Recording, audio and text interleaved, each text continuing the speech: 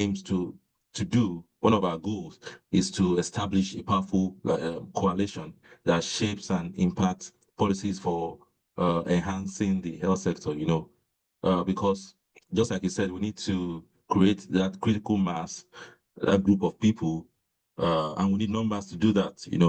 If we're going to be talking to government, just like you said, you mentioned the case of India, the case study, we need to be high on the numbers. We need to come together as a group that is formidable. And that's when government will be able to take us seriously, because a lot of policies that government is planning to bring up to solve this problem, they are doing them outside of the input of the people that are really involved, the health care personnel.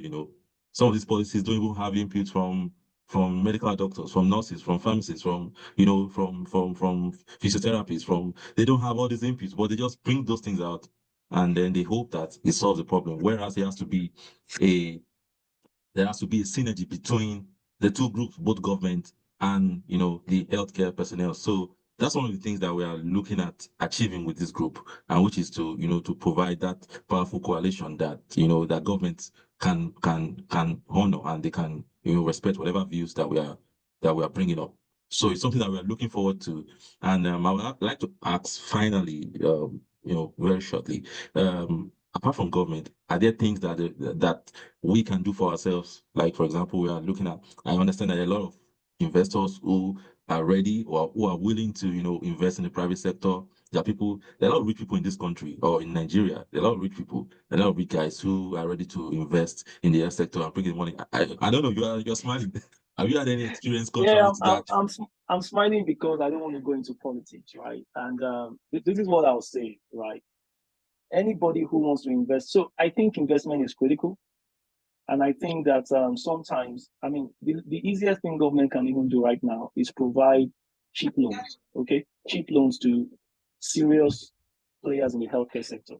But you see, we have a we have a systemic problem in Nigeria across all sectors, and time and pressure is what would change things. And this is why I keep talking about the critical mass. Time and pressure, proof of concept. I'm here today. You've invited me to speak today, probably because I've met, and this is the first time we're meeting. This is the first time I'm actually seeing you in person. But if I wasn't running my own private outfit, if I wasn't doing anything to show that I'm in the game and I've got skin in the game, maybe you wouldn't reach out to me. And this is the whole essence of proof of concept. You see, many people in Nigeria want get rich quick things. Health is not a get rich quick. Investment in health, yeah, you will get a return, but you won't get the sort of return you're going to get from real estate, from stocks, or something like that. And you won't get that return next year. You won't get that return like what are these MSM things that people want to return in 60 days. You won't get it that quickly. You have to be ready to put your money in for about 5 years. And then you have to be able to support a solid business plan as well. That is why a lot of people see health as social investment. Okay. And it's only people who are willing to rich people, philanthropists, yes, but the philanthropist should put the money where the action really is. And it's not that difficult to know where the action is. Do you understand? Um, there are lots of stories about that. And I was very lucky to be able to convince a friend of mine to put money into the business, into my hospital. But it took me a year to do that. And that year was because I was able to show him my revenue. And he saw this as, okay, this is not bad. But even then, I was able to attract that revenue because I'm a highly specialized individual.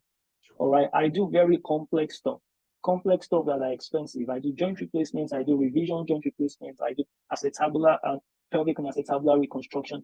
I do very complex work.